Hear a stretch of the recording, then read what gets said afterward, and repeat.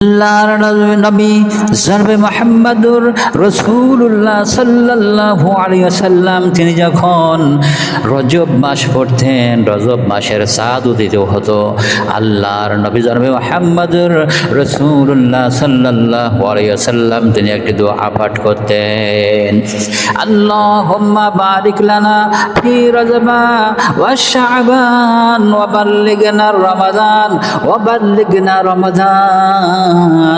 অর্থ হলো আল্লাহ নবী বলতেন, আয় আল্লাহ তাআলা আপনি আমাকে রজব ও শাবান মাসের বরকতগুলো দান করে দিয়ে দেন, আর রমজানুল মুবারক মাস পর্যন্ত আমার হায়াতকে বৃদ্ধি করে দিয়ে দেন।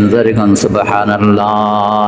আমার ভাইর, আমার বন্ধুগণ, আল্লাহ নবী জনাবে মুহাম্মদুর রাসূলুল্লাহ সাল্লাল্লাহু আলাইহি সাল্লামের কোনো গুনাহ ছিল না, তারপরেও তিনি এই কথাগুলো আল্লাহ তাআলার সঙ্গে বলেছেন, আল্লাহ তাআলা আমার হায়াতকে বৃদ্ধি করে দিয়ে দেন রমজান মাস পর্যন্ত।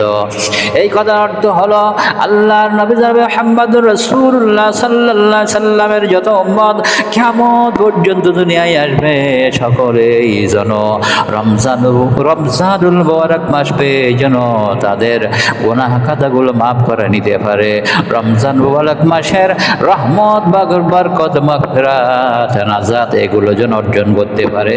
এই জন্য আল্লাহর নবী জনাবে মুহাম্মদুর রাসূলুল্লাহ সাল্লাল্লাহু আলাইহি সাল্লাম হায়াত বৃদ্ধির কথা বলেছেন। সুবহানাল্লাহ। আমার বন্ধুগণ, আমার ভাইরা, রজব মাসের চাঁদ উদিত হওয়া মানে আল্লাহ নবী বলেছেন যে রমজান মাসের ঘন্টা তোমাদের সামনে বেজে গেছে, অর্থাৎ তোমরা রজব মাসের চাঁদ উদিত হয়েছে, রমজান মাসের জন্য তোমরা প্রস্তুতি নিতে থাকো।